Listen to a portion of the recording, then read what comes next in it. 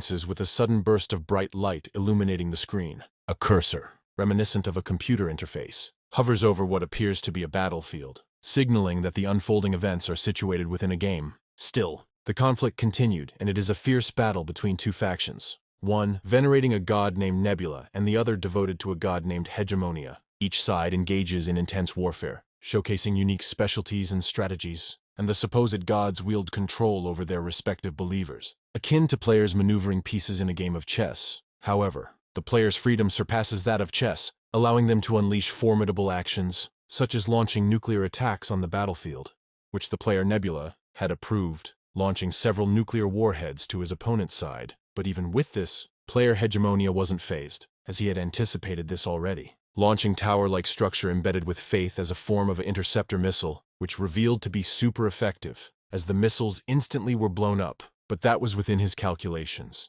The enemy's missile interception system couldn't keep up with him, as a single one was left unscathed, and it was heading right to the center of the enemy's imperial palace, where countless of orcs were just praying diligently for their god to save them. And if this was reality, prayers would be meaningless. But this wasn't reality. This was Lost World, and faith and prayers in this world always produce meaningful results, just like how a spirit just suddenly materialized because of the faith of the people, stopping the nuclear attack from landing on their territory.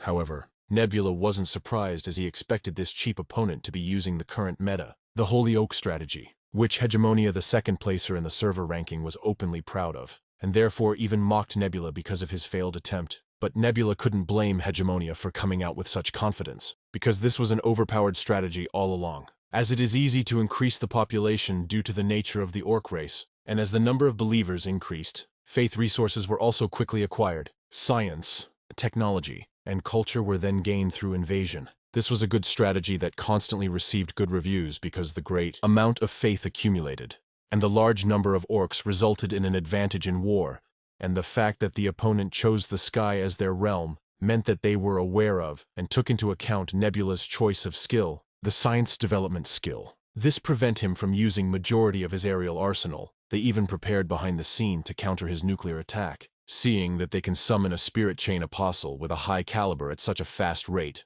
However, Nebula remained unimpressed, as this was all too obvious for him. So even if his opponent has large territory that even reached the skies, it is still just a sky above their heads, so he just need to have a weapon beyond it. And because of this realization, he had prepared an AI-operated military satellite made from ancient relics, equipped with the rods from God. Even Hegemonia was shocked to see that Nebula has this weapon, as he didn't expect after a nuclear weapon. He still has a high-mass weapon more destructive than the last. With this, Hegemonia could only scream at Nebula to stop, but Nebula doesn't give a shit to what his opponents wanted, and therefore he just let his attack continue. It is just a few tungsten rod after all. Still, Hegemonia attempted to block it with his spirit chain apostle, but Nebula was confident that it would fail. With the rod adding up the accumulated gravitational acceleration, it has the speed approximately 10 times the speed of sound, and with this, the rod just went through the apostle like it was butter, and when it made contact on the ground, it made such a devastating sight, as it penetrated the ground with such force on par with a nuclear weapon, just without the nuclear after effects. But still, the Emperor was now dead, the underground temple collapsed along with the Imperial Palace, and therefore the faith that Hegemonia built will disappear. And after that happens, the apostles will also disappear. With this, Nebula won, and was still the #1 ranker of the game. But just like any player would do, before he leaves, he told Hegemonia GG. Skill issue? However, Hegemonia couldn't accept such outcome, as he was a sore loser after all, and so he demanded another round. And this bitch even has the audacity to proclaim that this will be the beginning of his winning streak. But just like before, Nebula remained unimpressed, and so he stoically just declined Hegemonia's request. Still, he can't help but wonder if Hegemonia has still few tricks up his sleeves, as he still strongly believed to win against him. However, being the #1 ranker for a while, he knew all too well that there was nothing that Hegemonia could do that would surprise him, as the game itself has nothing new to offer, and the fact that he was able to complete all the achievements available and maintained first place in the rankings was enough of a proof that the game is nothing more to offer to him. And so, slowly but surely, he decided to quit playing. To his surprise, before he could leave, a message suddenly popped up on his screen, which initially irritated him at first, because who on earth is bothering him at this time of day? Still, curiosity got the best of him, and so he opened the message, only to be met with praise. congratulating him for having the only one who has cleared all achievements, and the game really appreciated that he enjoyed Lost World so far. But seeing such message only confused him. He could only see these things when the game would announce an end of service. But due to the game's popularity, it seems like it wouldn't be the case. So he clicked more to see what's more of this sudden message. To his surprise, it revealed to him that the game he had been playing was just an early beta access, and would be scheduled to be officially released. So as the top player Nebula, they give him a rare opportunity to enjoy the game before official service. And because he is on the pursuit of seeing more of this game would offer, he accepted their request, and with this, he was instantly sucked in a sea of codes, where binary codes float endlessly, but not even a moment passed. Darkness ensues soon after. After that, the empty space began to reveal the countless of stars that occupied it. Under those said stars was a familiar figure. It was Nebula's game avatar. Opening his eyes, light shines mirroring the magnificent sight before him, a view far from what he was used to. Beautiful, but it felt like it was a ruin of some sort, where stone columns in a rugged style reminiscent of Greek temples circled the place. But the strange thing was that the sky was black, even though the horizon was visible. This could only mean that there is no atmosphere. Obviously, one wouldn't be able to breathe without an atmosphere. And looking at himself, he recognizes that he was in the body, the character he was playing. And so he got up thinking that all of this was just a vivid dream. Unexpectedly, a mysterious figure approached from behind and informed him that it is not, and he is here because he has been chosen. But before he could formulate a response, the enigmatic woman, draped in a flowing robe, warmly welcomed him, addressing him by his real name, Sungwon. After that, she introduced herself as Alden. This instantly raised questions of how this figure got to know his real name. Who is this woman? More than that, what does she meant by being chosen? But before he could find answers, shadows suddenly begun to appear before his eyes, which surprised him at first. But he knew the silhouettes of the shadows were those of ordinary people. He knew this because the shadows were also surprised and looking around just like he was. And noticing that Nebula was already aware of what the shadows truly were, Alden explained why they were covered in mystery. And that is because they all come from the same world. And since there is a chance of them knowing one another, they have covered everyone in shadows for a fair game. But this doesn't explain why they were here exactly. And so she decided to get straight to the point. She raised her hand and revealed to them the Earth. But looking at it closer, the continents of this planet was different from what Earth had. It was a view of the place they have seen many times. So it was undoubtedly the planet of the Lost World. And in this vast Lost World, they the players had become a true god. This surprised everyone. Even if Nebula couldn't hear any sound from other players, he felt it very well. There are people who felt embarrassed of how cringe-worthy the statement was. The dialogue felt like it came from an edgelord. Still, since they got nothing better to do, they continued to listen what Alden have to say. So Alden told them that the Lost World they knew of isn't a world that simply exists in the game. It's a land abandoned by the gods due to an incident in the past. On that planet, a once brilliant civilization blossomed. Different races lived in harmony. However, for unknown reasons, the gods left it, and so now it's time for new gods. And the game that they played was created with the purpose of finding suitable new candidates for that planet. Just by trying, they can become god. It's essentially like the Lost World they had played, where at first, only low-class creatures will believe in them. But if they succeed in increasing their number of followers, they may become the one and only god of the planet, and the world becomes theirs. And they'll be able to do everything they want, and all the desires they have ever dreamed of. It is feasible as a god in this world. This was a chance of a lifetime. But things are just too good to be true. He felt that there was something Alden still wasn't addressing. And so Nebula asks the precaution of giving up now. To his surprise, if they give up, they will just go back to their daily life, and would lose their memories of this place, which was pretty convenient. And so Nebula asks if this was still the same if he gives up mid-challenge. But just as expected, they were not so generous to let them do that. This begged Nebula to follow up a question, asking what happens if he is defeated by other gods. And Alden just simply answered that, if that happens, he will meet a godly end, and they will welcome it. This is what Nebula had expected. If it was a game where the victor could gain everything, it stood to reason that the participants would have to risk their lives, and should this real-world competition follow the game The Lost World, one might have to risk more than their life. But this just only made him smile. The exhilarating feeling of putting their lives at risks made this game more interesting for him, and so there was no reason for him to give up now. Now that was clarified to all the players. Alden asks the people who plans to give up to step up now and notify her, while for those who want to take on the challenge, she presented cards for them to choose, where it can present them a small area where they will begin their journey. Seeing this, Nebula recognized that it's really just like in the game. The means to start the game with selecting a small area. However, his trains of thought was disrupted as he noticed that other people are giving up already. It started with a few people, but soon others followed as well. With this, Nebula started to analyze how many people was left. Obviously, the starting number of the people that had transported in this place was also the same amount of player of the Lost World could allow in a single planet for a single match. And it was 32. That means the final number of people left was 27, which was still a lot of competition to be the only god of this world. However, his trains of thought were disturbed yet again by the mysterious woman asking him to choose a card first. This could only mean that the order of which they can chose was the same order of their rank, and so he did the honors to be the first one to choose. But as he lifted the card, his eyes grew larger as he was in shock to see that he got this small area of all things. Still, before he could even say anything, he was instantly transported into the Lost World, and into his designated small area, where a beautiful greenery and a stream of river could be seen. And within those rivers, different creatures inhabits the place. However, the inhabitants were more different from what's on Earth, as the supposedly frog actually has a well-toned body that could be easily called daddy. Of how lean he looks, still, it got a heart of a golden retriever, as it was just happy to catch some fish. In the midst of this, a blue butterfly emanating with mysteriousness just casually passed by them. This butterfly turned out to be Nebula's familiar. This is what he got from those cards. The small area of insects. It wasn't insects in a strict sense, but rather a category that covered, to some extent, several arthropods and crustaceans. But among the 32 small areas that could have been selected first, insects wasn't very well evaluated and actually had the lowest winning rate according to actual data.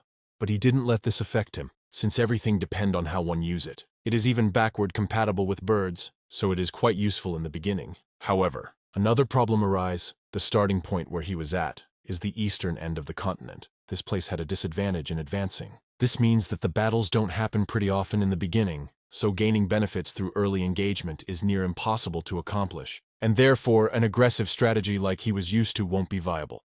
In that sense, he just needs to focus on finding a suitable species as a starter, and a race that eats insect would be a good starting race, like those frogmen for example. But what bothers him about this tribe was its numbers, and that is because Lost World enables a god to exert influence on creatures equal to the level of faith it possesses. However, the bigger the group, the less little miracles were cared about. So even though it may be a benefit to gain a big tribe in the beginning, there was a risk of vainly consuming all 10 faith points without seeing any result. And this amount of faith points is way too small to have any influence on the group of frogmen. With this, he looked for another group nearby, leading him to wander to a more desolated place, where a small group of lizardmen was wandering around aimlessly. This species was also a great candidate, since lizardmen also eat insects, and they can survive in such extreme condition unlike the frogmen, so he was more compelled to look at them closer. This made him notice of how their number had dwindled a little, which was actually great, as it was just the right amount that Nebula wanted. To his surprise, the group even contained the sick and elderly. With this, he realized that this lizardmen came from the original group, and the reason why they were out in the desert because they must have been pushed out in a power struggle. And at the back of this small group there was a young, wounded lizardman. This was such a perfect setup for Nebula, because the more he feels abandoned by the world, the more difficult and tired he would feel. And with this, he will put all his hopes up for a small miracle to happen. But he is such a fragile being. Still, with an opportunity like this, he decided to go through in supporting this wounded lizard. A few moments later, the group of lizardmen continued to roam this barren land. Exhaustion was noticeable within their expressions. Fortunately for them, they have somehow encountered a wounded gazelle on their path, which they didn't hesitate to charge towards. And because it had been a long time since they saw meat, they act like savages and consumed the gazelle in frenzy, while the wounded and the elderly just sit on the side as this happened. And just a moment more, the once lively gazelle vanished in an instant. All that was remained from it were its bones. But still, the healthy lizardman was planning on consuming this until the very end, as the bone marrow on these bones is also very delicious. However, before they could do that, another one of their kind, Chaol, snatched the bones and told them that they already have enough, and they should leave these remains to those who can't hunt. Even though it was just mere bones, the injured and elderly was thankful of it, and they don't even blame the others, as they fully understand their circumstances. But unlike the weak lizards, the healthy ones question Jael if this was really the right decision. They aren't bothered if they give the leftovers to the old or young. But that guy, it was evident that he's going to die soon. The wound is already rotting. It's even a miracle that he was still alive. because with the state he was in now, he should have died already. They don't even know how he keeps up without falling behind. But even with this fact, Jael's belief remained the same. This wasn't just out of sympathy, but because the wounded lizardman named Rakrak was the only one who had faced a saber-toothed tiger when everyone else turned their backs and ran away. Thanks to Rakrak, there was no other damage to the group other than his wounds. If it wasn't for Rakrak, many would have died or gotten injured, and in the worst-case scenario, the whole group could have fallen apart. And of course, the others understood this, and appreciated what Rakrak has done. But the fact still remains that he is going to die soon, and there's not enough food to share with. To which Jael exclaimed to them that they are being shameless, ungrateful son of a lizard, but they don't seem to mind her remarks as they care more about logical reasoning. Still, even with such arguments, they decided to go with Jael's reasoning as it can be seen that Rakrak was still in the group. However, with the group lying near with each other, Rakrak just lay on the corner all alone, and because of his injuries, it made it hard for him to sleep comfortably. However, this also allowed him to immediately notice the blue butterfly just flying around above him, and looking at it with curiosity, it led him to see the top of a hill, illuminated with a shining light, and with nothing else to do, Rakrak had stood up and followed the strange light, and seeing him walk in the middle of the night, made others assume that he is finally leaving the group. Still, it was his own decision to do this, so no one stopped him, and they were just fixated on what he was about to do next, while Rakrak, on the other hand, was grasping on the last purpose he had left in this cruel life of his, and that is to follow what seemed to be a glimpse of hope. But as he ascended, he was wondering if this was just a deranged fantasy of his, and the fact that he was the only one who reacted to seeing it. It might really be the case, and even if what he is seeing right now means something, he wonders what on earth would that be and where it would lead him to. But he doesn't have to wonder for long. As soon as he arrived at the top of the hill, his eyes widened with surprise, as a hill of beetles just erected like a tower. It was enough for the entire group to satiate their hunger. With this, a system message appeared in front of Nebula notifying him that the lizardmen recognized this event to be a miracle, which he was relieved to see, and seeing that other lizardmen enjoyed his gift. The next step is to make them realize this miracle was done by him and let them know his name, his divinity. To his surprise, it seems like he doesn't have to, since Rakrak decided to announce the miracle himself, which was understandable, as individuals with high willpower tend to take care of things on their own. Unexpectedly, with the beetle on Rakrak's hand, they decided to recognize his divinity as the nameless beetle god, which surprised him, as he had expected them to name it Butterfly at the least, since he had used butterflies to guide them for all this time. But beetle god is still fine, and he understood that no one has a great name from the beginning, so he lets it be. And as he looks over them, Nebula couldn't contain his smile, because he acknowledges that Rakrak will be important to him. Of course, that goes for Rakrak as well. The next day arrived. Rakrak had seen butterflies again. Still, he contemplated to following it again, while his lizard kind on the other hand was excited to know he is seeing butterflies, as this was a sign that they were going to have a full stomach. However, this time, he was hesitant to chase his fantasy right away. Until now, they were in great debt to the swarms of beetles. However, the beetles could be leading them to a trap if one looked at the matter from another perspective, especially when winter is coming soon, and beetles would appear from the cold directions on the north. So if they head in the direction where the beetles came, they will surely freeze to death. And hearing his reasonings, this made the others immediately change their mind on feasting on beetles, and just go to a different direction. But even though this was the logical solution, Rakrak felt that they shouldn't do that, because there is nothing in the opposite direction as well. However, he also admits that he doesn't have a clue on what purpose is there in the fantasy he was seeing, but for now, he just doesn't have any other choice but to follow. Meanwhile, Nebula saw everything and noticed that they are losing faith. Still, he understood that it's just the beginning, so it was reasonable for them to lack faith, and there is nothing he could do. But if he were to be specific, he would rather hear a logical leader than a leader who is blinded by faith. However, if Rakrak would continue believing in him, he is sure to make Rakrak experience a future that he could never imagine.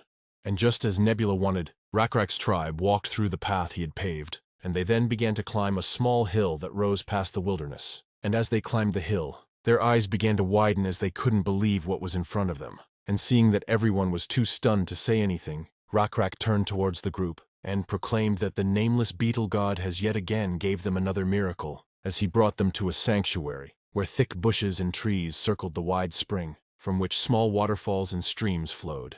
With this, everyone cheered with joy from the top of their lungs, celebrating the glimpse of hope of survival that was given to them by believing in Rakrak's decision.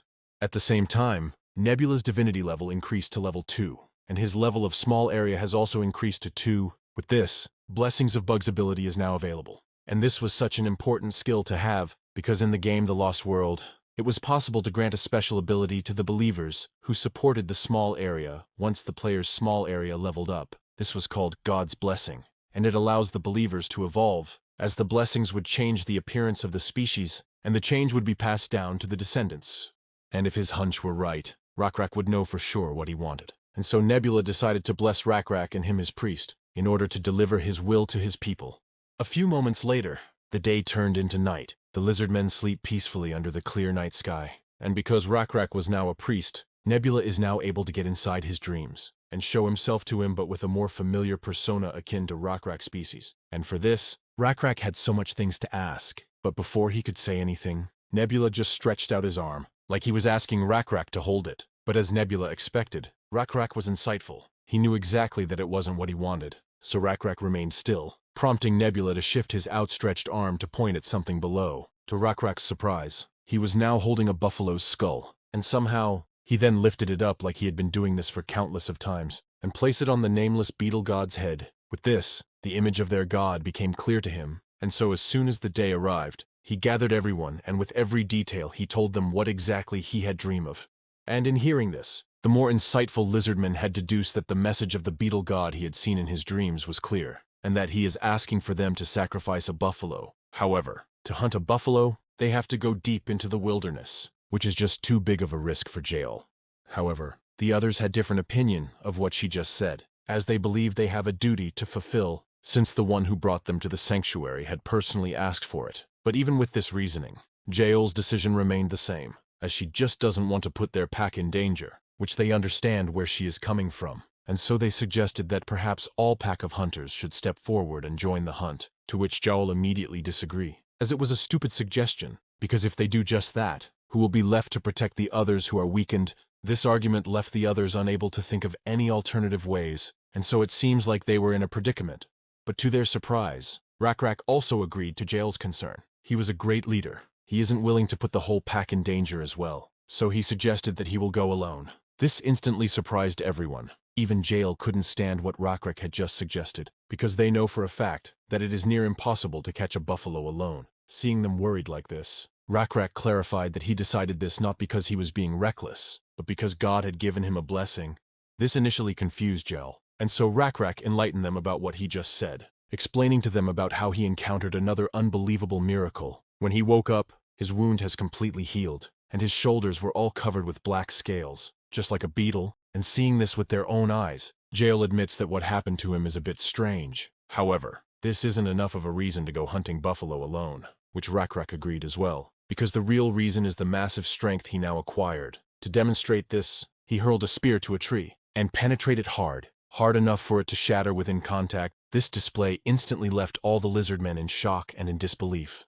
The impact was so forceful that all that remained on the tree was its bark, leaving the lizardmen in awe. With this, they eagerly inquired if Rakrak had been concealing this extraordinary power. Even though it was a lifeless tree, the showcased strength exceeded their capabilities. So it became apparent that the Rakrak they thought they knew really had undergone a remarkable transformation. But as they marveled at Rakrak's newfound skill, on the horizon, their intended prey emerged and sprinted toward them. Rakrak, seizing the opportunity, announced it with enthusiasm, leaving the lizardmen in shock, as they couldn't believe such coincidence to happen, because a herd of buffalo always moves to the same place. It makes no sense to get lost and come all the way here. But now, it seems like their previous argument was pointless after all, because their god really wanted that offering. And so without moment's hesitation, Rakrak charged to the herd of buffalo and skillfully hurled his spear into the midst of the group. Striking with precision, the first buffalo, once feared by the lizardmen, fell before their eyes. This boosted the lizardmen's morale, and so they eagerly joined Rakrak in a unified attack on the buffalo.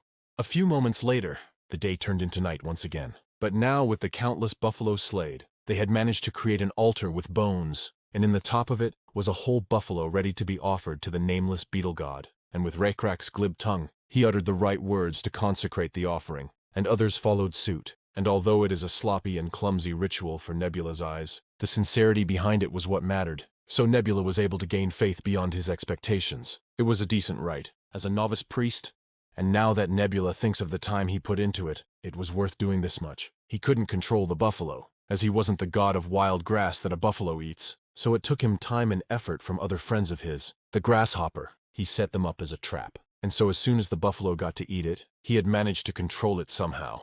However, it seems like the lizard ate the baby buffalo as well. Still, this was reasonable, because at this stage, it is difficult to expect they already have knowledge and skills equivalent to herding, but still their ignorance was too much. So it seems like the lizard men are still savages, and the population support of this oasis is not very high. At most, the limit will be a few years, so in their current state, with their primitive ass, who doesn't know anything about farming or ranching, it is bound that they will face difficulty to get through a calamity. However, even if he realized this, he understood that it is still very difficult to realize certain knowledge on your own, and it's not okay to say it directly either because it violates the law of causality. But it's not that there is no way, it will just take some time. So if that's the case, then first thing he has to do is starting by giving a blessing. With this, another light shined towards RECAPS. A few days had passed. The altar they had previously built had grew larger as they have hunted more buffaloes. But what's even more surprising was the significant change RECAPS had gone through because of the blessing that Nebula gave. RECAPS and his men had evolved and had now black scales like the beetle they had consumed. But even with this, RECAPS was troubled, as he had a disturbing dream in previous night, and he doesn't know what it meant, as the vision was ambiguous, where the altar, once a symbol of prosperity, now shook precariously in the unsettling dream. The pond of blessings, which had protected them for many years, had lost its vitality. No more fish thrived in its once teeming waters, and the ground had become so parched that no root plants could be found, which seems to be a dire dream. However, Jaol pointed out that it will be a long time before that happens, indicating that he shouldn't worry that much, especially because the god takes care of them, which RECAPS agreed, as believe in God too, more than anyone else. But the god's will often come across as difficult for them to understand, so if the leader is lacking in understanding its meaning, there will come a time that they will betray God's will, and he is afraid of that happening, and so he ponders hard on what his vision had shown him and find out the meaning of it. To his surprise, he doesn't have to wonder for long, as he saw a large group emerging from the horizon. With this, they now know why the altar shook. It was to warn them about the arrival of their enemy, and looking at them closely, there was no doubt that these guys are the ones who kicked them out, and this was obvious as the leader had blue scale like them from before, and above all, the large monster that only the leader could tame was with them, solidifying their recognition. And looking at the numbers, it looks like the entire tribe has arrived. That could mean that their hometown, a wetland with green leather, was completely devastated. This really grinded RECAPS' gear, and the only possible explanation Jaol could come up with was that the large monster was high maintenance, that it depleted their resources at a much faster rate. Nonetheless, they were confident that they will not be able to locate their sanctuary, since it is located on terrain that cannot be seen until you climb up, so there is a possibility that they may pass by without knowing. However, this didn't go as they had hoped for, as the ones who were in patrol, led by Ur, exposed their presence by boldly shouted at the approaching tribe to stop their advances, as this was the sanctuary of the nameless beetle avatar, so they better not take a single step in their turf.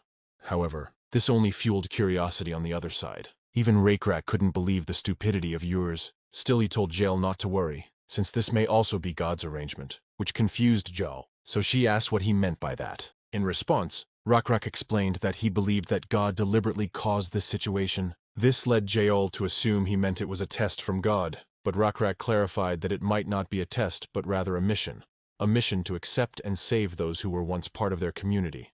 But even if that were the case, Jaol remained concerned, since they know all too well that the leader of their previous tribe is just ruthless. He didn't even think twice to drive out the weak tribe into the wilderness, so changing the leader's mind is just impossible.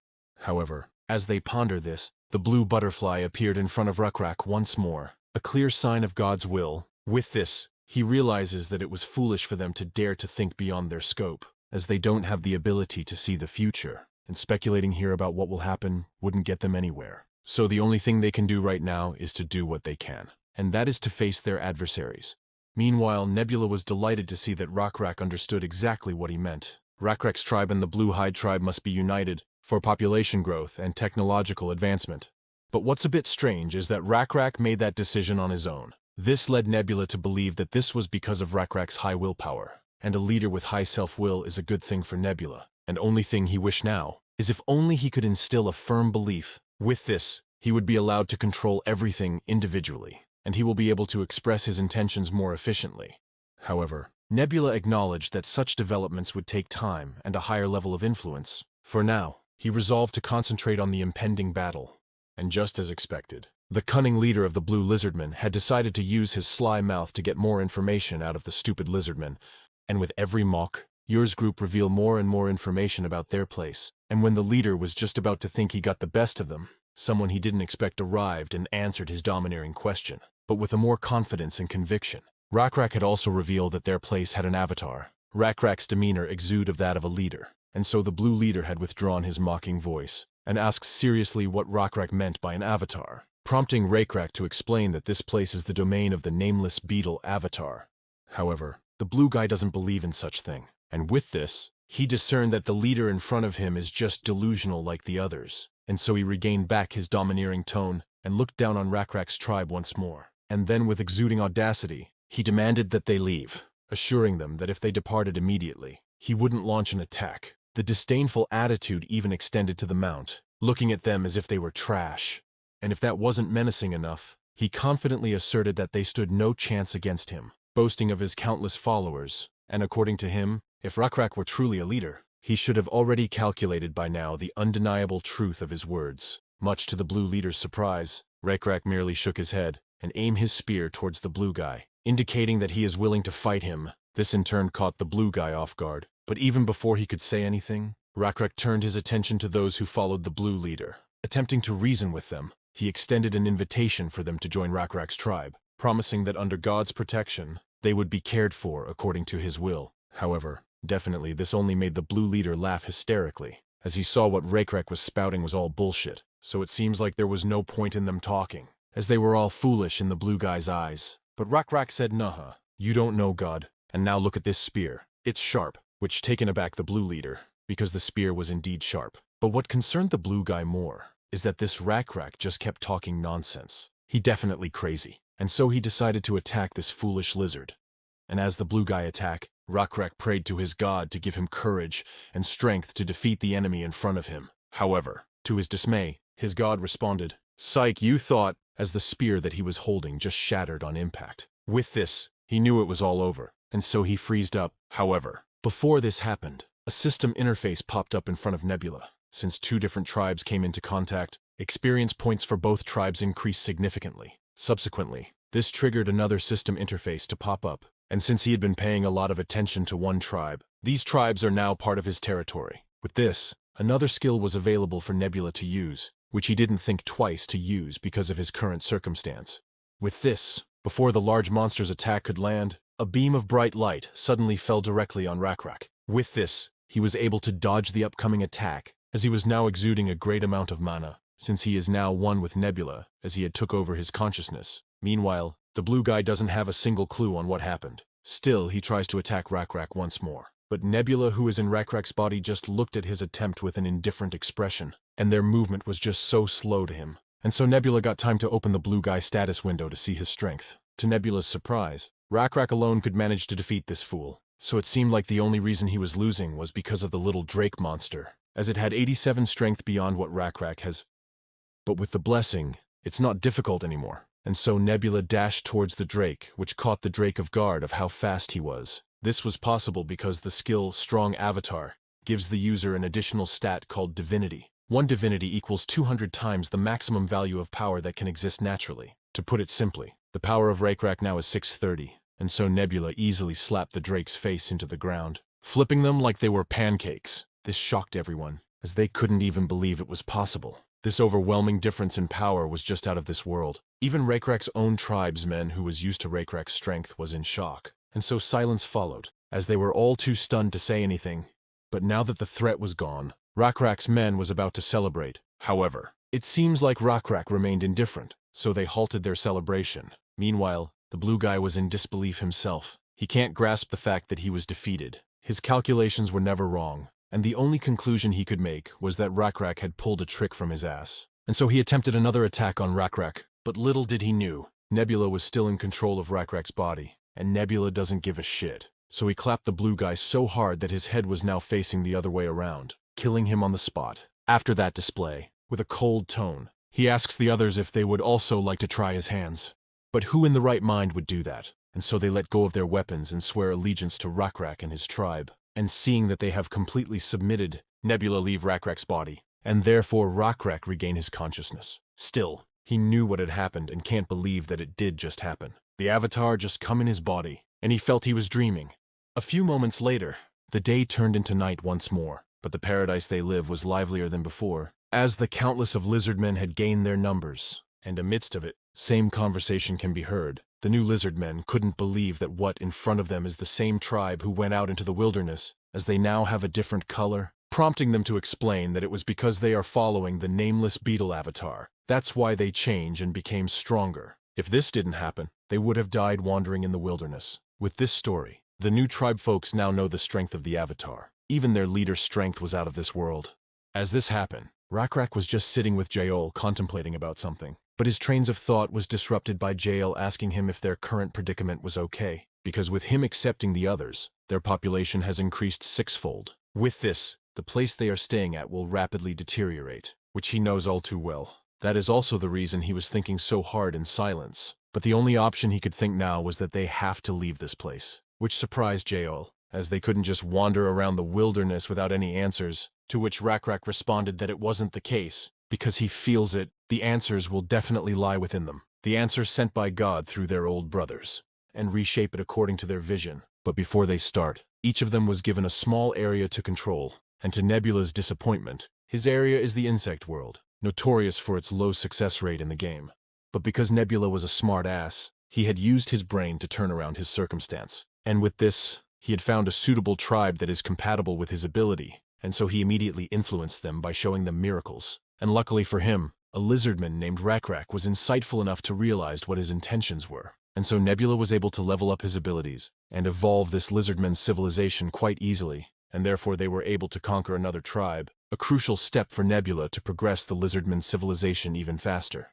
But this also led to a new problem the lizardmen have to face. With their number increased in one night, their resources were bound to deplete at a much faster rate. But since RECAPS was insightful, he instantly knew that their god wanted them to leave the sanctuary and find a larger and more resource-rich area. Now on to the next part.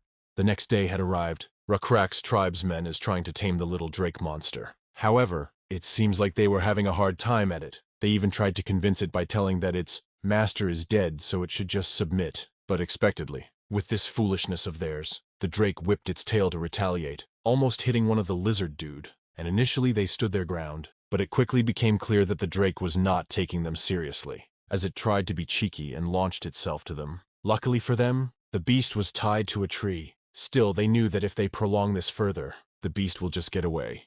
And for that, they loudly asked it if it really want to get scolded, because they will do just that if it keeps this up. However, the situation shifted dramatically with RECAPS' arrival. The drake, vividly recalling RECAPS' previous actions, instinctively retreated. Contrary to its expectations, RECAPS approached with a calm demeanor, offering the drake something. Even the drake was shocked to see the guy who can just kill him in an instant would be this gentle, and so little by little the drake accepted RECAPS' offer. Even the others were in shock to see the fierce drake to immediately change to a more domesticated stance. It has even extended its head for RECAPS to pat as if it was asking for more. With this, RECAPS gave it more as a reward for being well-behaved, which the creature accepted without hesitation. And this gesture of RECAPS stemmed from a belief that there must be a significant reason for the god to spare the drake's life. And with this, the drake looked at RECAPS in a different light, and was now comfortable with RECAPS that it even tried to ask for more. And seeing this change, RECAPS playfully teased to give more. But unfortunately, he revealed that he couldn't, because if he did just that, their food supply will deplete, leaving them with nothing left to eat. And if it really wants them to be together in the future, it needs to be patient. Surprisingly, the little drake named Manin had understood RECAPS' policy, and so it just lie and wait for another treat to come. With this, RECAPS' job here was done, and so he prepared to depart. However, before leaving, he turned to his subordinates with a final instruction. He emphasized that if Manun caused any further trouble, they were to inform him without delay, which they understood. Then, a few moments had passed. RECAPS was now meeting with his other tribesmen, and he is inspecting a well-crafted blade made by one of them, which impressed him, so it led him to ask the guy if he is able to replicate this quality again, to which he proudly claims that he can. Every time for that matter, and if it weren't for their previous leaders' stubbornness, he would have made better blades a long time ago. This piqued RECAPS' interest, and so he asks the man the reason why their leader opposed to making such a well-crafted item. In response, the man explained that it was because of the trees. In the process of making this blade, they have to use a lot of wood. RECAPS, initially clueless about crafting weapons, he asks if this was made under the heat of a bonfire, to which the man clarified that it isn't, and that they have to burn the wood first to make the special fuel needed to make these things. With that clarified, RECAPS now knows that making these weapons are costly. Still, he isn't willing to be like the previous leader, who is afraid of change and just outright refuse a great opportunity for their tribe. So he told the man, who is full of scars, to wait tomorrow, as he needed to further think of this before making a decision, which the man understood quite well, and so he left in silence. After that, a lizard with a single arm comes in, and it seems like he was here since he heard RECAPS is looking for a guide. Without a doubt, on RECAPS' mind, he must be a wanderer, to which the guy confirmed, and he had been wandering from quite some time, hopping from place to place in the hopes of finding a place that he could call home, and because of this, he learned to see the way, a path that leads to a land that won't let them go hungry. He have a few places in mind. However, he can't guarantee whether it will still be the same. This intrigued RECAPS, so he asked if other tribesmen and wanderers can be located in there as well, to which the guy confirmed. So if that's the case, there is no reason for them not to go there, and if the inhabitants of that place are against them, all they have to do is defeat them and take over the lands, which the guy agreed that it is a sound decision, and if that's his will, he should follow it without hesitation.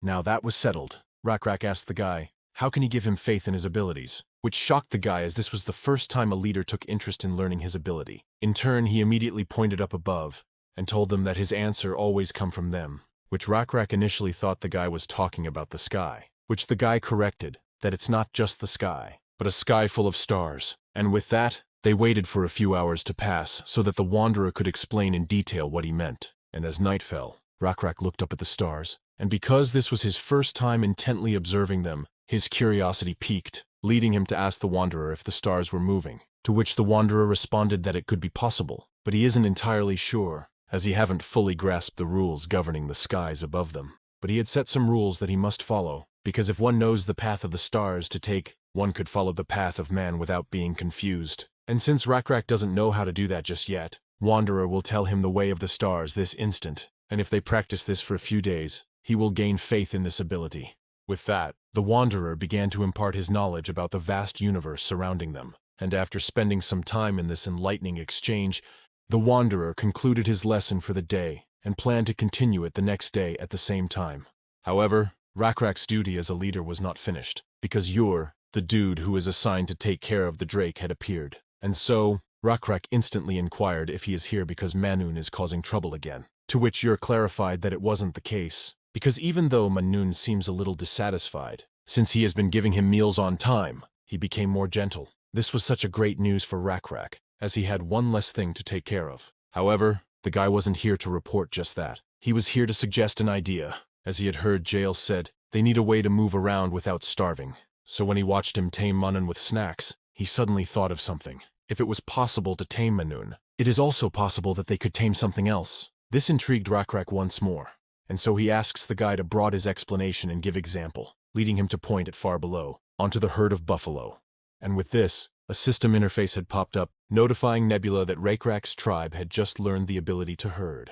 This made Nebula think about history, and it is said that in human history, splits into two branches at some point, one to do farming, the other is to do pastoralism. Although the source of this information is from the game, he believes that it is illogical to go with this notion, as this reality was from the game he played. But now that it comes into mind, he believes that farming would be more stable. In fact, major civilizations also started with this, but the tribe he chose was the lizardmen, with a strong physique and high environmental adaptability. So what they need more is to be a pastoral society rather than farming. And in this pack, the technology that will give them wings is ironware. Luckily, RECAPS had already approved using tons of wood for the smithy to get into motion, and coupled with the guy's technique, which he crafted for many years, it was just a matter of time and effort that they finally made batches of well-sharpened blades, which Nebula was glad to see. For now, it may be softer than well-processed bronzeware, but for RECAPS' tribe who had no choice but to use stone tools, it will be a great help. Also, he had another unexpected gain. This guy, Wanderer, and his knowledge of astronomy. Of course, it is still too primitive to be called astronomy, but in the distant future, he hoped that they put it into good use. And with that, the wanderer taught Rakrak more about of the stars that they didn't even notice how much time had passed. But because of it, Rakrak had more of an idea of what the stars hold, and he was engrossed with this knowledge that he can't look away and just continue to stare above. But now that his men had gave him so much, it was time for him to do what he can as the leader of the tribe.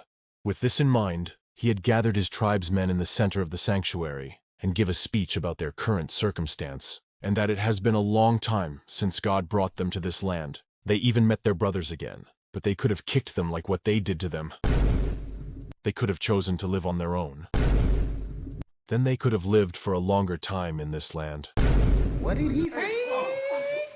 But of course those who were kicked out would have died in the wilderness. And that was wrong, because their God wanted salvation, not exclusion. That is because it benefits more people. This speech of his had moved the hearts of the people, and seeing this effect, Rakrak took this opportunity to tell them what they must do, and that is to leave this place by dawn. This in turn shocked the people, but Rakrak told them not to worry, because they are not going to wander aimlessly like last time, because they have Stargazer. This man has been telling him the movements of the stars for several days, and he had confirmed that what this person said was true. And so he was proud to announce that this man, which he now calls Stargazer, will be their guide. From now on, they will entrust the Stargazer to guide their path.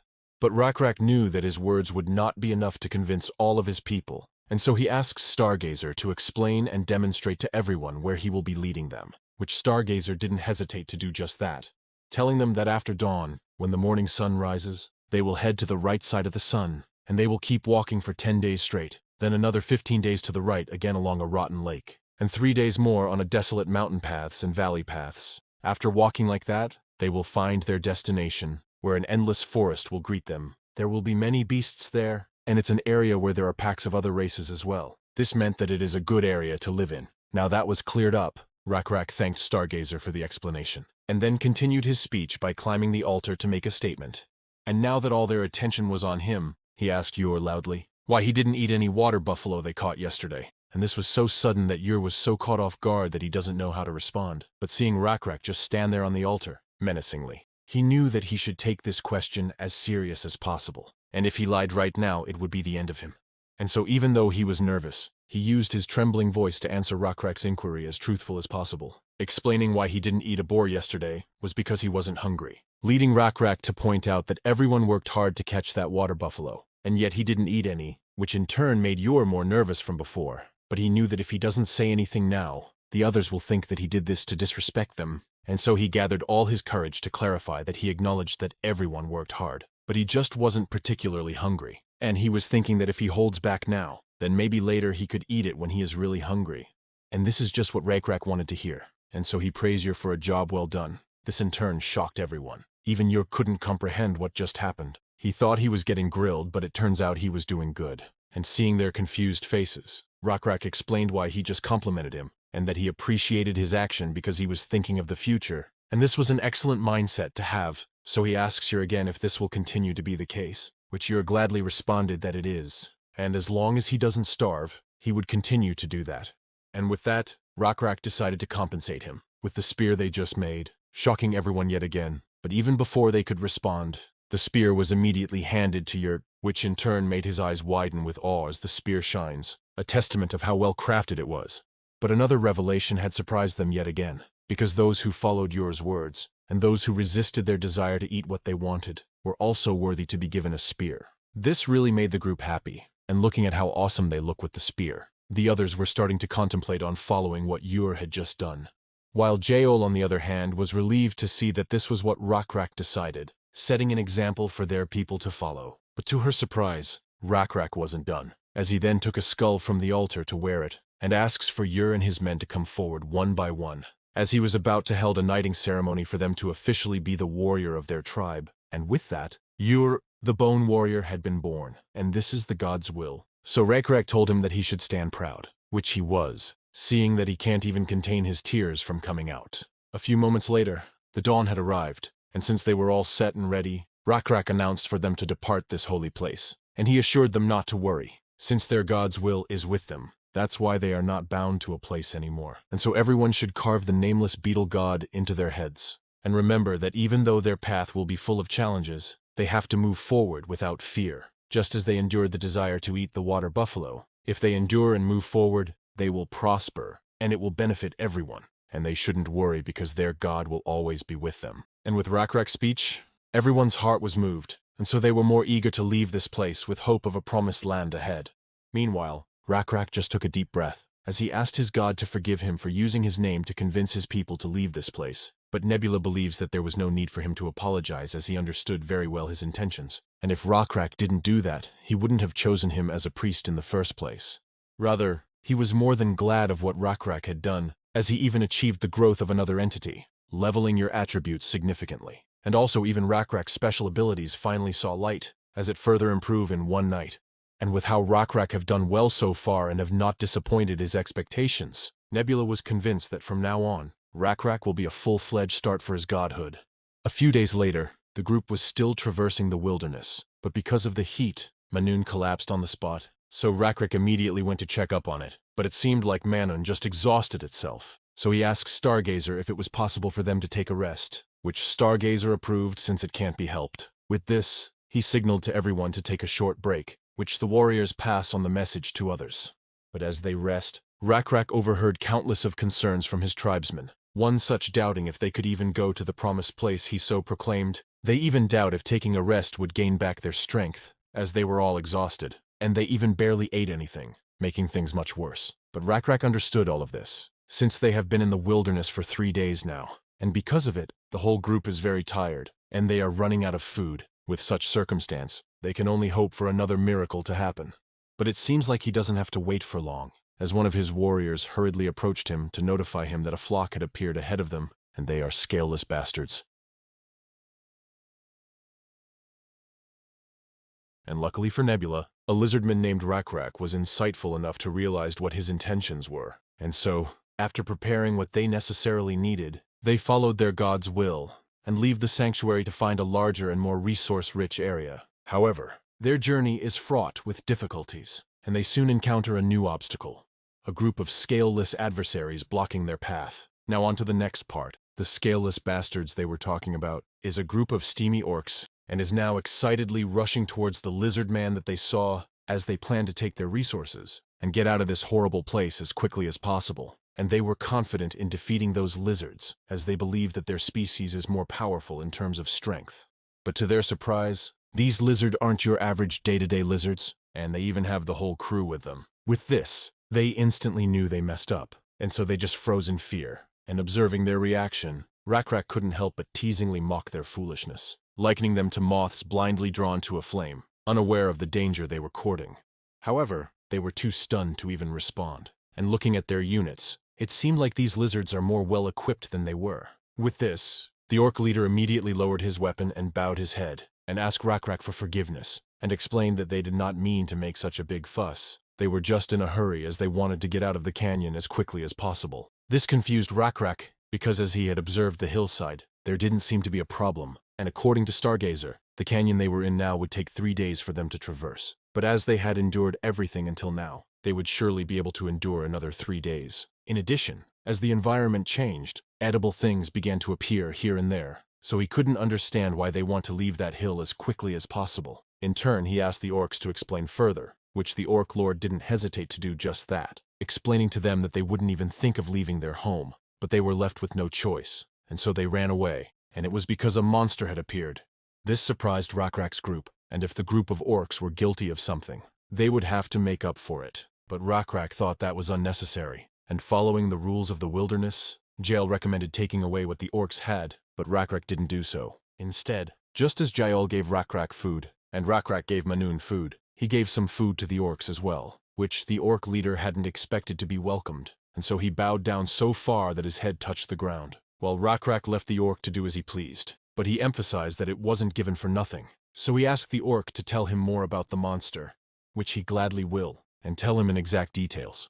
The group of orcs had lived close by. They weren't able to go deeper into the mountains, as there were stronger species, and especially carnivores there. However, compared to the wilderness, it was easy to find food in this area, so it wasn't much of a problem for a group of 30 orcs. But one day, the monster appeared. The monster apparently had a hard upper body, and seemed to crawl on the ground like an insect with many legs, and it was over 20 meters long. Meanwhile, Nebula recognized exactly what it was once he heard the description. It's no doubt an abomination. The plot of the game, The Lost World, was that old gods had left the planet. However, the gods were the only ones who had disappeared, and the numerous species and creatures that served the gods remained. Among them was the abomination. Simply put, it was like a giant boss monster that appeared on the field, and whoever took the risk and hunted it would get a corresponding award. The problem is that it's tricky to deal with for a low-level civilization, and the reason why he was sure of it was simple. The abomination was a creation of the gods. Therefore, divinity modifiers existed for its skills. This meant that its skills are going to be incredible. It won't be that high, because it's out in the field, as opposed to inside a dungeon. But considering its basic skills and special abilities, it will be stronger than RECAPS with plus D3. And if they had an equal fight, RECAPS would likely be injured, and even if he didn't, the rest of the warriors would suffer injuries.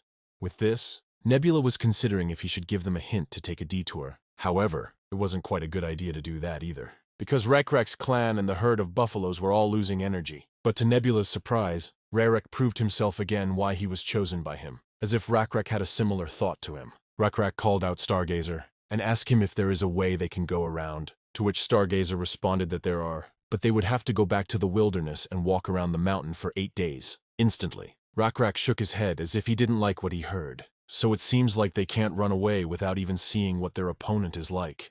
But as they had feared, it was undoubtedly strong. It was about 15 meters long, which was smaller than what the orc had described. But it was in no way small. The body was elongated and covered by a hard outer shell. It even had a pair of venomous fangs. Hanging from the top of the outer skin was a half-destroyed stone structure which signified that the ancient people had served this creature. The moss that covered the structure gave away how old the creature was. And its divinity level was at 3, and since its basic strength was 120, it would still be stronger than RECAPS, even if divine control was used. And even though RECAPS' group couldn't see the creature's stats, they seemed intimidated by the ancient Coleoptera as it twisted its body under the valley. And it didn't help that its mere movements shake the ground, and it even revealed to them by the Orc Lord that turbulence was caused by the creature just moving in its sleep. With this, you ask RECAPS if they should run away. However, RECAPS knows all too well that it would be costly. With this, RECAPS was not sure on what to do next. But as they were waiting for RECAPS to decide, Joel was inspecting her surroundings, and noticed the huge boulder just sitting on the edge of the hill, and so she immediately approached RECAPS and told him that they must fight, because they have the advantage. This led Nebula to take interest in Joel's opinion, and so he briefly took a look at her stats. Revealing to him that she has the Arbiter class, this meant that one is trusted by the clan, which he already knew. But her intelligence level is higher than RECAPS, and it keeps on rising. But the most interesting thing is her special ability, Intuition. It was a special ability that hadn't popped up until recently. It was perhaps newly created due to recent experiences. With this, Nebula waited for Joel's next words. To his surprise, Joel talked about what the iron craftsmen did to heat the iron. Until now, they have been blowing air with their mouths, waving their hands, or ripping large pieces of bark and fanning them. However, the iron craftsman seems to use a different method, a special tool called bellows. It was able to blow much more wind and was more convenient. And with just this, RECAPS get what Joel's trying to convey, and that by using tools, less power can be used to project more power. But the problem was, they do not have a tool like bellows. Also, that tool was made by the craftsman, after he thought about it for a long time. In response, Joel clarified that they won't need such a sophisticated tool. A simple tool will be more than enough, as the monster they need to deal with is sleeping at the bottom of that hillside, and they are at a much higher elevation. They are no different than a craftsman sitting in front of a forge, so if they just prepare and act accordingly, they will be able to heat the metal. These words alone didn't make sense to RECAPS or the rest of the warriors, but Joel proceeded to tell them a specific idea she had in mind. RECAPS and the warriors nodded and took it well. That was also true for Nebula, so he used a miracle to summon a blue butterfly in front of RECAPS, which the warriors wondered what was happening as a blue butterfly appeared out of season in the wilderness, while RECAPS stared blankly at the butterfly's wings, and his eyes began to shine, and then raised the corners of his mouth, as this was a sign that God has given permission. With this, he decided to go what Joel had just said, and so they immediately went to the steep and rugged hillside. At the bottom of the hillside, where the ancient Coleoptera was twisting and sleeping, there was a steep slope of about 70-degree angle. This meant that were RECAPS and his warriors to fight the ancient Coleoptera there, they wouldn't be able to easily move around due to the steep slope, and would likely come into direct contact with the ancient Coleoptera. On the other hand, the giant ancient Coleoptera had many legs, so it would be able to climb an even steeper slope. Still, it won't matter, because Rakrak will be the only one to get close to it. Because, according to the plan, the only time Rakrak was going to approach the ancient Coleoptera was when they were going to kill it. And with just a few moments of preparation, the warriors were now stationed beside the boulders that Rakrak had pointed to. They weren't barehanded. They found and uprooted a few tall trees in the area, and were each holding one in its entirety, to roll the boulders and crushing it to death. It was indeed a simple plan, but a plan that required imagination. Even Rakrak thought confronting and fighting it face to face was the only way. But Jaol, on the other hand, thought differently. Jaol didn't know exactly how to express it, but she was using her knowledge to prove with real actions that moving large things with little strength was possible. And in Nebula's eyes, her knowledge could be referred to as physics to systematize it, as she's basically applying the principles of mass and kinetic energy alongside positional energy and leverage. But that didn't mean Jaol would suddenly become a physicist. However, just as the iron craftsman's skills influenced Jaol's intuition, one event could influence many individuals, which is a good thing for Nebula. So he eagerly looked at their every move, and since everything was ready, the warriors immediately went into action. However, the boulders didn't move right away, and so Jaol signaled to a beat, which was effective, as the boulders gradually started to shake more and more, and it was not long until a boulder rolled over the ridge. But to catch a crustacean of that level, it would be better if all the rocks hit it at the same time. However, it wasn't the case, as they only managed to toss one, and that wasn't enough. It just enraged the creature, and therefore it immediately crawled up the hill to attack them. And even with its large body, this mofo was fast, and with this, Nebula knew that it was too late, and so he took over Rakrak's body with divine control. Instantly, Rakrak successfully pushed the second boulder that was about to roll over the ridge with great force. Then he proceeded to push the third boulder hard, which wasn't moving easily due to it being the largest one out of the three. Still, with Nebula inside of him, he had managed to push it to the edge. But still, Rakrak knew that the creature would not just run towards the boulder head-on, so he clasped his spear and jumped from the mountain ridge, flying 300 meters across the air, and threw the spear with all his might. With this, the spear shot through the air like a ray of light and penetrated through the ancient Coleoptera's shell. And even though it was a small wound, it was enough to restrain its movement for a moment. With this, the ancient Coleoptera received the boulder like it was on a promo, a buy-one-take-one at that. And because the boulder directly landed on the ancient Coleoptera's head, it died in an instant. After seeing the death of the giant monster, the group roared for Rakrak, the warriors, and for the great beetle god. Meanwhile, Nebula was delighted of the outcome, but it wasn't the increased faith points that mattered. His divinity level hadn't changed as leveling up had gotten slower, and there wasn't much XP. What really mattered was the item he gained from it, the essence of abomination. When it came to being a god, their greatest power was the ability to create something. Just as Nebula was able to create enough maggots to feed the lizard man due to his small area, the insects, each god was able to create resources according to their areas by using faith points. However, to create something that doesn't exist in the world, resources that were equally uncommon had to be used, and that would be the essence of abomination. And with this essence, it would be possible to create a creature. These creatures are faith resources generators that spread the word of God through their very existence. Also, growth is possible, and if one raises it to a higher level, it would obtain the title apostles or incarnations, and could be employed as useful strategic weapons in place of God's will. And if the creation method itself is the same as the previous game, then he would easily be able to make a creature, which in turn made him wonder what to make. However, he decided to not make one right away as it costs a lot to maintain in the beginning. And it is better to create a creature at another time even if all the necessary resources had been collected. For now, it was a priority to use faith points to help Rakrak and the group, but at least Nebula had learned that the Creature Maker program that was in the game The Lost World was also available to him now. So he left the program window open within his view.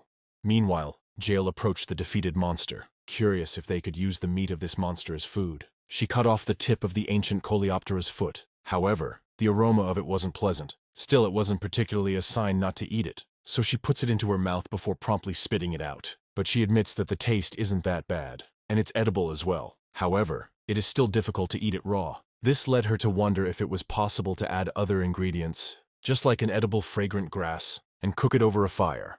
And with a few moments later, she had cooked up a meal made from the legs of the monster, in which Rakrak consumed with caution, but as the meat touched his taste buds, he was surprised that it was edible. Although a bit bland, the aroma of it was quite nice. And seeing his reaction, Jael proudly called it cooking. She topped the meat with edible scented herbs and cooked it over fire, which Rakrak appreciated that she thought of a solution this quick. because he had been considering to throw the monster's carcass all away since the smell was so strong. But with her cooking, it seems like their list of edible food broadened, and so he prompted asking if she could also teach him how to cook, which she responded that she could. However, before that, she wants to address a concern that occupied her mind for a while, and that she saw the orc leader earlier also had a successor. And because RECAPS is a leader as well, he too needs to find a companion soon. This sudden suggestion of hers immediately froze him up, and the meat that he was eating got stuck in his throat, but he was able to swallow it due to the uniquely wide throats lizardmen were born with. Still, he was thrown off by Jaol's words as he had never cared much about finding a companion for the past few years. He was preoccupied with his concerns about God,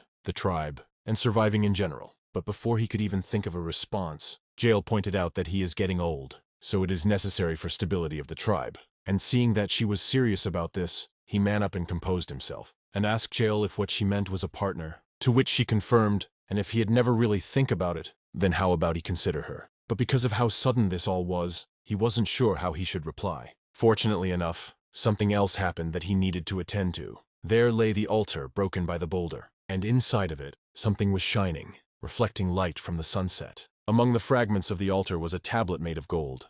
This was a surprise to Nebula, but the golden tablet that RECAPS found was a very common relic. If one was lucky enough to chance upon an ancient ruin, they could find a library of calligraphic works that was full of written language from that era. The ancient people wrote about every little thing, so it would be considered great luck if the writings they found weren't simply about building houses or other trivial matters. However, this is a decent find. RECAPS and the group didn't know what it said on the golden tablet, as they didn't know what the characters meant. But to the player, all information was revealed.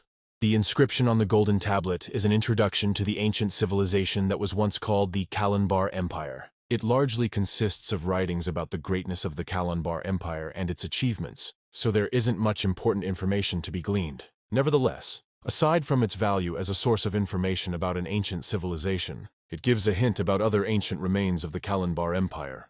But civilization needs to be a lot more advanced to translate it.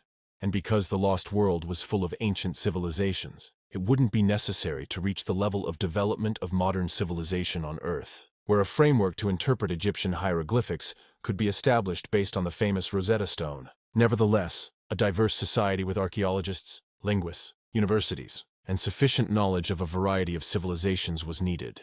So right now, the tablet is no different from trash. But because the golden tablet itself was a piece of very shiny metal, it attracted the attention of the lizardmen. Yor even picked it up and tried to eat it, but to his dismay, Stargazer revealed to him that he couldn't do that, since it is a metal called gold, and it is said that the color does not change or rot even after a long time. That is why they are a little more valuable. However, gold was a soft metal and would serve them no better than iron right now. It would be worth having the precious metal as decoration, but that type of art was unfamiliar to the lizard man compared to other species. With that explained, Yor was still hungry, so Stargazer suggested to catch a deer. Its meat is sweet and delicious, and they have heard that the orcs had found deer track earlier, so they should go now before the night comes. And so the others decided to leave and throw the tablet and just set it aside. However, RECAPS did not intend to throw it away. It seemed that RECAPS actually liked the golden tablet, and so he told the others to go without him, while he thinks about what to do with this tablet. And he was so engrossed with it because everything dies, rots and disappear. There is nothing in the world that does not change. But this golden tablet does not rot. So RECAPS got a feeling that those who made this tablet tried to preserve something on it, but he doesn't have a single clue where to start, and so he just stared at it for a little while. A few moments later, Jaol reappeared to tell him that everyone is ready for bed, but RECAPS saw this as an opportune moment to seek Jaol's opinion, and so he told her about what he thinks of this tablet. And seeing that she fully understood where he was getting at, RECAPS pointed out that he also noticed there are rules to the engravings, as there were shapes that are the same. This in turn made Jaol point out that it is similar to the hunting marks their warriors make. And just like how he is the only lizardman wearing a fur coat, which she specifically told him to wear. And that is because she wanted him to have a distinctive item that set him apart, a symbol as the tribal leader.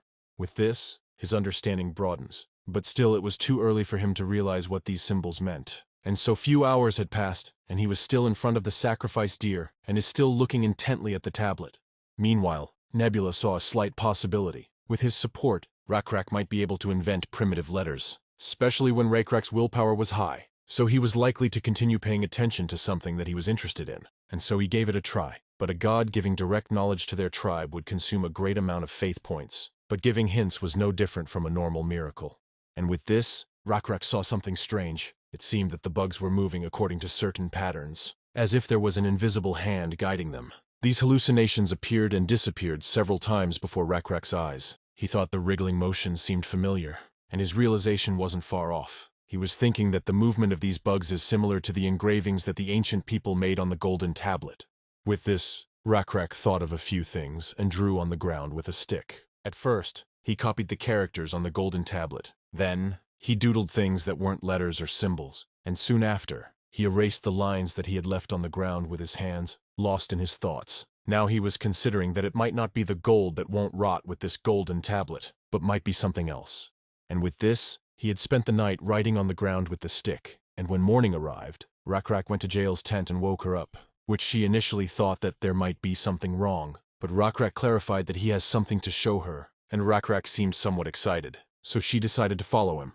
And as they went over to a clear ground, RECAPS started writing. He first drew a triangle and 2 perpendicular lines with the stick, and explained to Jael that this was him, a male lizard. This intrigued Jael, so she asked to explain further. So then RECAPS drew an inverted triangle and 2 lines, and explained that this was her, to be precise, a female lizard. And seeing that Jael understood what he meant, RECAPS then proceeded to draw 2 lines between the 2 drawings. RECAPS fell silent after drawing these 2 lines, so Jael had no choice but to ask first. In response, with a more sincere tone, RECAPS explained that this symbol meant becoming each other's companion, and this is also his answer to what she asked. With this, they looked at each other's eyes intently, but Jael felt that something is missing in those symbols that RECAPS wrote. So she took the stick from RECAPS and drew a circle. And Jael asked RECAPS if he get what this means, and with certainty, he answered that he does. And with that, the 2 lizards fell in silence under the soft light of the early sun, as they were in the moment of clarity, comfort, and a feeling of being exactly where they were meant to be. They followed their god's will and leave the sanctuary. However, their path was filled with dangers, as they have to defeat an abomination in order to continue traversing it. Luckily, with Jael's intelligence and the power of their god, they managed to kill it without them losing any of their men. And because of this, they even gain a tablet that contained language of ancient inhabitants. And with this, RECAPS had invented writing. And RECAPS got that dog in him, as he used this newfound skill to rizz up that shoddy that was always supporting him. Now on to the next part. A system notification popped up, notifying Nebula that RECAPS had indeed invented writing. And so Nebula cheered in joy on the inside, as there was no one to even watch him if he expressed it. However, it'll still take lots of generations to develop more. Nevertheless, it was still the beginning stage of the game. Now, Nebula just have to enjoy the show, because as RECAPS and Jael decided to be each other's companion, the clan celebrated this matter with a festival. On the surface, it might seem like a simple hunt, but capturing the largest prey to present to their spouse is how lizard men celebrate their wedding ceremonies. And RECAPS once again proved his eligibility as a companion by offering the largest deer to his bride. But to their surprise, Jael had managed to catch a deer as well, but she made it look so easy compared to how RECAPS did it. Even Nebula couldn't hold a faint laugh to come out. It seems like RECAPS would have an interesting married life. After the wedding, RECAPS gave the land back to the orcs, which the orc couldn't believe what he just heard. And so he asked RECAPS if he was sure, confidently. RECAPS answered that he was, as the monster was an obstacle they had to defeat after all. And he also mentioned this was their land to begin with, so they can just live here again, just like they used to. With this, the Orc Lord couldn't help his tear to come out. He didn't expect someone to be this kind, and so with all his heart, he bowed to RECAPS and expressed how thankful he was. Now they owe him and his clan a great favor, and he would like to repay it. And since they are planning to go deeper on the mountains, he offered that his son lead the way for them, as they have lived here for a long time, so they know a path through the mountains that is wider and isn't as rugged. To which RECAPS gladly nodded at the generous gesture. But before they could leave, the Orc Lord thanked RECAPS once more, because before this, they used to live while being pestered by bigger beasts and larger tribes. But because of him, they might just be able to overcome it, and they will never forget this favor. This made RECAPS smile, and so he nodded in understanding. And just like that, RECAPS and his clan went on their way in a hurry. Everything seemed to be going smoothly. However, Nebula knew this game wasn't that easy. The reason why there were so many random encounters and negative events in the Lost World is probably because it is based on a real world, and he can already foresee what the next event will be. And just like what Nebula had expected, just within the next few days, Rakrak learned of another tribe not too far away that was also constantly scouting for danger around them. Rakrak didn't recognize the footprints, but the Starcatcher did. It's a frog footprint. Rakrak knew much when it came to the frogs. They were slippery, swam well, jumped up and down, and some even had poison. And he knew all this because they are able to eat the ones with poison now after God gave them his blessing. And many frogs lived in the ponds, and when the end of winter came, they would run out of food and had to come out of hibernation. The lizardmen would catch and eat them. The footprints looked similar to the ones left by those frogs the lizardmen had eaten, but were very different in size. And so Stargazer clarified that it came from the frogmen, a species that walks on two legs. They can also speak and think like them. This surprised Rakrak, as frogmen were a rare sight given their natural habitats were few and far between, such as rivers and lakes. Even for lizardmen with their wide range of activities, frogmen were hard to come by.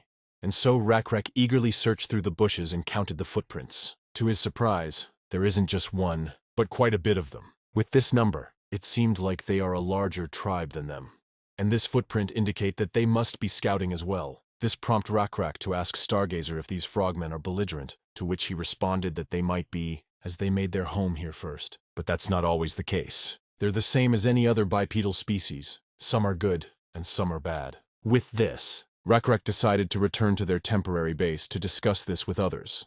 After the meeting was done, Rakrak told everyone to set up their camps as wide as many as possible. This idea that came from jail had a purpose to deceive the frogmen into thinking their clan is large when seen from the outside. And there are lots of trees, so it's easy to make a fire. And they will have a bunch of guards keep an eye on the fires at night. And if they make more fires here and there, the frogmen will think their group is twice the actual size, despite the fires not being of use. It will also be good to keep watch at night, keeping in mind that the warriors will go on a reconnaissance. This was a sound idea. However, Rakrak pointed out that the work should be equally distributed amongst the lizardmen staying guard so that no one complains, which she understood. And with that, a few moments had passed by, and their plans had come into reality, and now they felt more confident to take rest even though the other tribe will be watching them. And true to their expectations, just beyond the mountains, several frog silhouettes could be seen, and a few days had passed. They switched bases. Fortunately, they did not encounter any frogmen, and during that time, they had prepared a lot of things to ensure the tribe's safety. At this point, Nebula even doubted there are many players who are more successful than him,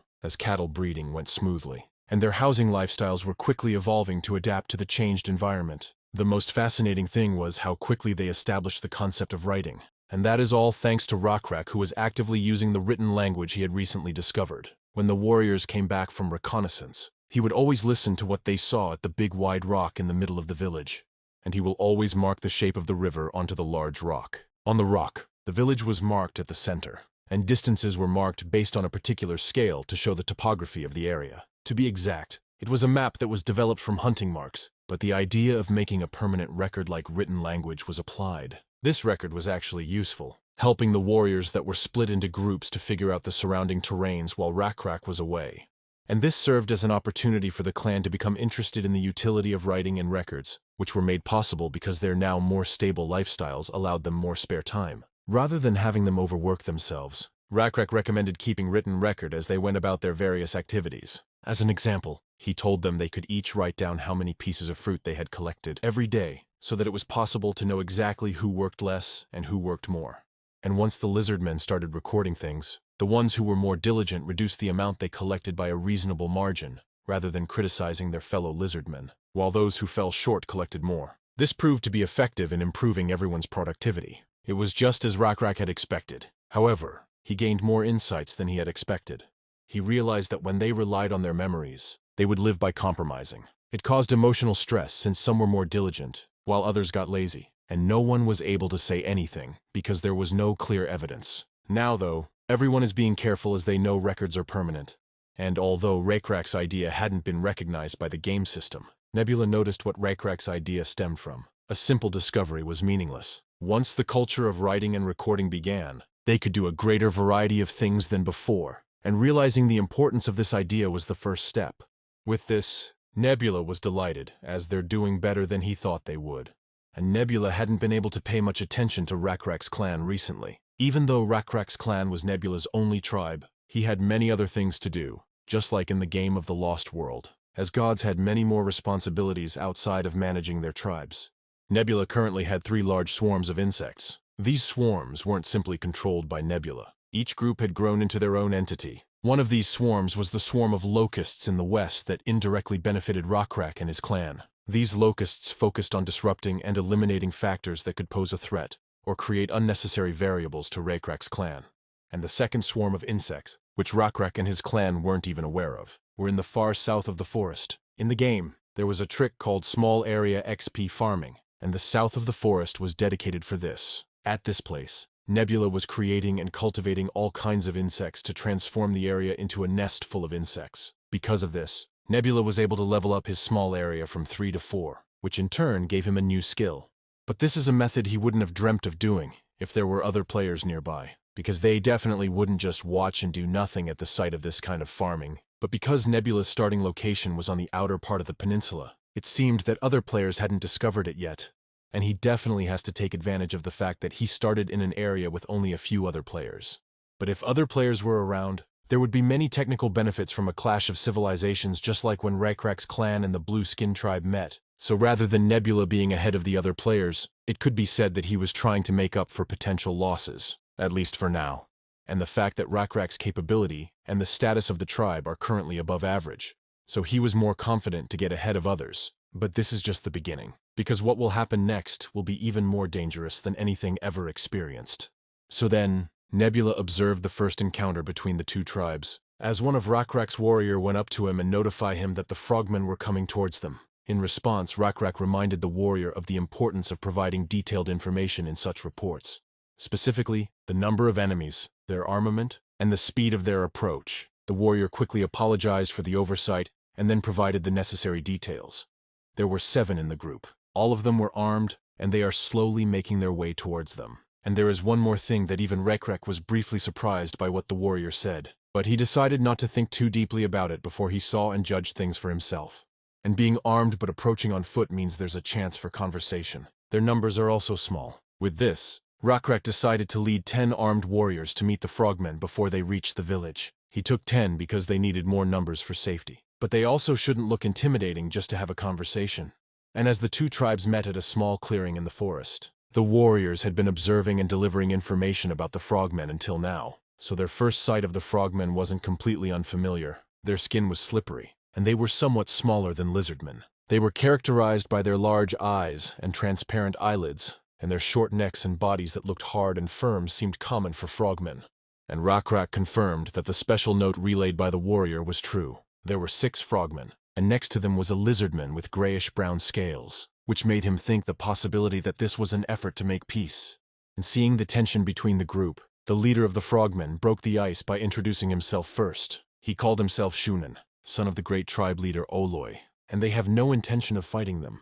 Seeing that these frogmen were courteous in their own way, RECAPS also introduced himself, and he also emphasized that they have no intention of raising their weapons.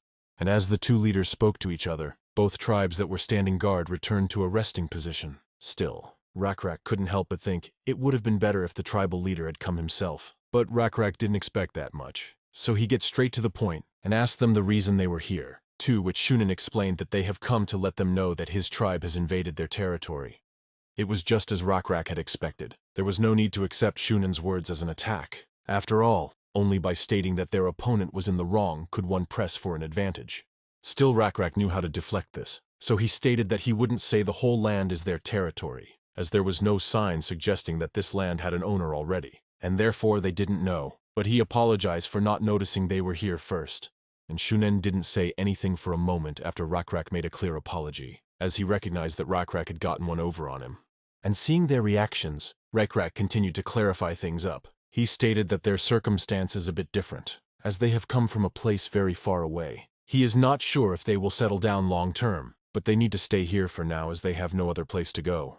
This made Shunan stutter as he doesn't know how to respond, but RECAPS did, and so he used his glib tongue to state that is his first time seeing frogmen. But Shunan, son of the great tribal leader Auloi, seemed like a warrior capable of making decisions, and is the only one who has the authority to show them mercy and grant their request. And Shunan couldn't come up with anything contrarian, so he ended up agreeing with RECAPS. He was even proud to boast that this is possible with his authority as the next leader of the tribe. And as Shunan was dancing on the top of RECAPS' palm, he noticed the big warrior standing beside Shunan glancing at him. It was a look of dissatisfaction, With this, he figured out that the tribal chief probably assigned that warrior to his son because he doesn't trust him, while keeping a closer watch on them, but he still has a lot of questions in mind, and therefore he decided to be extra careful in collecting information. With this in mind, RECAPS suggested that instead of talking here, Shunin should come to their village to be welcomed since both tribes have come to an agreement without much conflict. And when Shunin was about to go along with what RECAPS had suggested, the big warrior whispered something into Shunin's ear. Shunin's attitude suddenly changed, so instead of going with RECAPS' idea, he just stated that they don't have a lot to thank each other for, and he doesn't think they have that much mutual trust built yet. Still, RECAPS couldn't let them leave just yet, so he stated that them lizardmen can't just send Shunin off after being indebted to him for what he has done for them. So he suggests to have a meal at this spot instead, and before Shunin could respond, he turned to the big warrior, and the warrior nodded. With this, RECAPS and Shunin is now sitting across each other while they are waiting for the deer to be cooked. But now that RECAPS was able to let them stay a little longer, his mind was preoccupied on how to find out more about the relationship between that single lizard with these frogmen, and what their intentions were in coming together. But he can't let them know that he is curious, because if they realize he want to know more, they'll use it to their advantage. With this in mind, RECAPS started a casual conversation with Shunin. He stated that he may accept that the land around here is the frogmen territory, but he wants to know on what grounds they are saying this. This prompted Shunin to point out the decorative feathers hanging around his neck, and stated with pride that these are the feathers of the cockatrice that lives in a forest nearby. But as expected, RECAPS doesn't have a clue on what that is, so Shunin explained that they are dangerous animals who live around this forest. Huge birds that walk on their 2 feet. They are not just large in size but poisonous as well, and it is very difficult for them to catch, and they never manage to kill it in their many encounters, but only barely chasing it away, because aside from their speed, they also have a wide range of movement. They are the reason why they keep watch around the area. And because of Shunin's descriptions, RECAPS was curious on how they managed to deal with the cockatrice, so he asked Shunin if they use a javelin as a weapon, but this just made Shunin smirk, knowing the fact that they are far above these lizardmen as the only long-ranged weapon they could think of is a javelin. And RECAPS also noticed Shunin's subtle smugness. Still, it didn't bother him as he was more curious on what these frogmen could offer, and so he let Shunin be the smuglord that he was. And as expected, Shunin excitedly want to show off their weapon, the bow and arrow, and RECAPS took interest in the weapon he hadn't heard of, and the lizardmen hadn't seen a bow before since they grew up in places where there weren't many species of trees and thus were short on wood supplies, and so he looked at Shunin intently. Surprisingly, Shunin called out the lizard with them who was named Owen, asking him a favor if Owen could bring him his bow and arrow, which Owen gladly responded that he will, and seeing that Shunin was considerate of the lizard, it left a positive impression on RECAPS.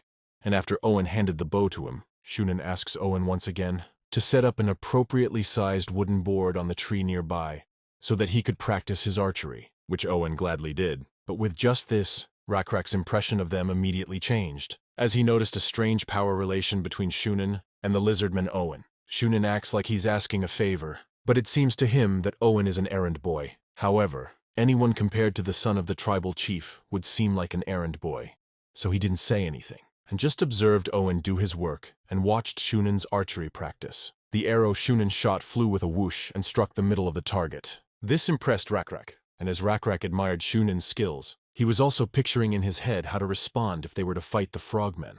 But as he was thinking this, Shunin then boasted about how they learn archery from when they were young, and he is one of the best archers in their tribe, which RECAPS responded in kind, but he was more curious on how to handle the bow. So he asked Shunin if he could also use this weapon called bow, to which Shunin gladly handed the bow to him, but he emphasized to RECAPS that it will be hard since it's his first time after all.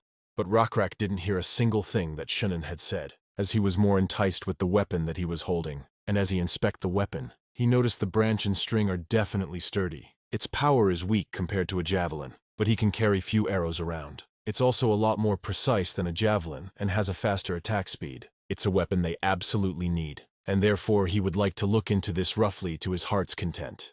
But as Shunin stated, his skills with the bow were trash. Strength wasn't an issue. It was a skill issue, because a beginner is still a beginner even if they are strong. So RECAPS couldn't hit shit, just like how a stormtrooper start their daily training. And he missed his shot like the plank of wood had a plot armor. Still, Shunin was kind enough to say inspiring words and avoid saying anything rude. But as RECAPS was still inspecting the bow, Shunin asks Owen, what is he doing, not collecting the arrows? and so Owen ran immediately to collect it, while Shunin was somewhat irritated of the fact that he still has to remind Owen of this. But this was a great opportunity for RECAPS, and so he explained to Shunin that he shot those arrows, and therefore he should have been the one to go pick them, which Shunin was caught off guard by this, since RECAPS was a leader after all. But this might be just the way of the lizardmen, so he let RECAPS do what he pleases. And as RECAPS picked up an arrow from the ground, Shunin shrugged and shifted his gaze to where the meal was being prepared. With this, RECAPS picked up another arrow and approached Owen, but Owen panicked like he didn't know how he should behave in front of RECAPS, which he thinks that it was a strange reaction. But still, RECAPS went through with his plan and tried to interrogate Owen, asking why is a lizardman like him with the frogmen, which Owen stuttered a while before finzing his voice to explain it was because lizardmen and frogmen are living together. RECAPS was thrown off as he never imagined such a thing would be possible. If different species lived together, their differing lifestyles would inevitably lead to conflicts. RECAPS didn't think of frogmen this way, but some other species would be disgusted by the physiological aspect of frogmen. Even if a friendly relationship was maintained, it was normal for communities to divide. And so RECAPS asks Owen to explain further, to which Owen did, and it was because both species are of help to each other. This was a surprise to RECAPS, and so out of pure curiosity, he asked Owen to be specific about it, and Owen replied as if he had rehearsed what to say, stating that, in exchange for receiving protection from frogmen, them lizards can help out by doing tasks that are inconvenient for the frogmen, as frogmen can't live outside of water for too long. Lizardmen are also better than frogmen at climbing trees or picking fruits, and lizardmen in return can eat the fish in the water. What Owen had said sounded like they were helping each other, but something was strange to RECAPS, and there was no doubt sharing food is good. But RECAPS pointed out to Owen that lizardmen doesn't need protection, because lizardmen have the ability to defend themselves. This made Owen shook his head, but he seemed surprised, as he panically tried to convince RECAPS that this forest is dangerous, and Owloy's frogmen are a big tribe. It will be hard for them lizardmen to survive without the frogmen. And RECAPS wanted to ask more, but he was starting to feel the weight of Shunin's gaze, and he doesn't like what he heard. So he told Owen to forget the conversation they just had, and just pretend that he only asked about how to be good at archery. Afterwards, the two groups ate while having small talk, but as soon as Shunin got to eat the meat, he was gladly surprised of the flavor that was in it. Just by adding fragrant herbs, it made the meat even more delicious. And seeing that Shunin knows how to enjoy a large, juicy meat, RECAPS asked Shunin if he had ever tried a water buffalo, which made Shunin more excited than before, as he had eaten one, but it's been a while since he had caught one, but even still he could remember how delicious it tastes. And since Shunin was visibly interested in the buffaloes they had, he asked if Shunin is willing. They could trade for a pouch of arrows, to which Shunin was about to agree. However, he instantly changed his mind as soon as he noticed the facial expression of one of his guards glaring at him intently. So it seems like there was no chance they would trade even a single bow, but RECAPS just reacted stoically as to not garner some suspicions from Shunin's guards. Still, Shunin just broke the tension again, clarifying that they will delve into those discussions when their friendly relations deepen, and likely it would not be too far off. As they could see, the members of their own tribe do not bear hostility with lizardmen. They're being friendly to not just Owen who came here with them, but the rest of the lizard warriors, and that's all because the two races live together in their village. To further prove this, Shunin called out Owen and asks him to explain to RECAPS how they have spent the past few months helping each other out, which Owen was glad to be of service, as long as it will promote friendship between them. But RECAPS just looked at Owen with suspicious eyes, because as expected, they brought it up so easily as if they had prepared for this beforehand. And if RECAPS hadn't interrogated Owen first, he would have believed every word that came out of Shunin's mouth. And like Owen, Shunin also seemed to have a speech prepared, which raised RECAPS' suspicion even more.